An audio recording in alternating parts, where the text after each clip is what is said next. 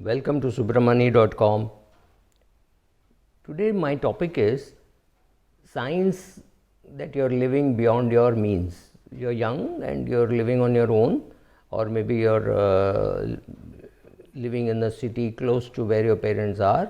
So which means you go home once in a month or once in the end of every week.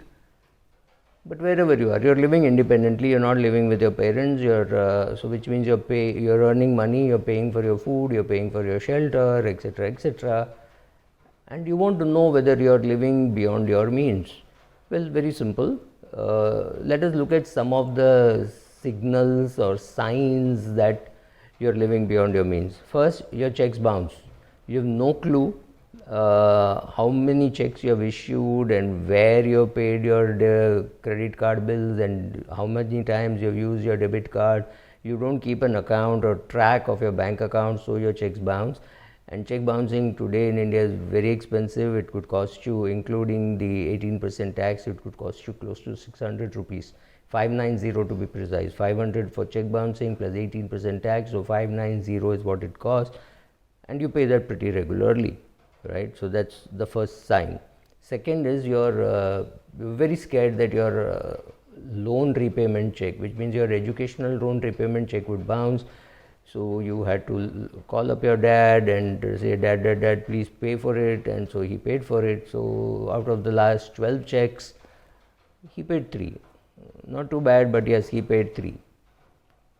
You cannot live for more than 4 or 5 months without a job in a location where you have to pay rent.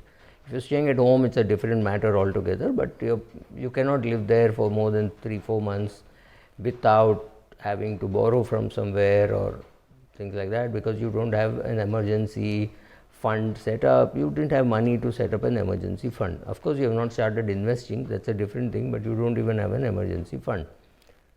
You're shit scared of losing your job, because you know if you lose your job, you have to go home, right? Because you don't have enough money to live on your own, and obviously you will not get a job immediately. Maybe you'll have to wait for 6 months and you may run out of money. So you will just head back home. You have no choice of continuing to live here. Your landlord will not let you live here, and so you will have to run, right?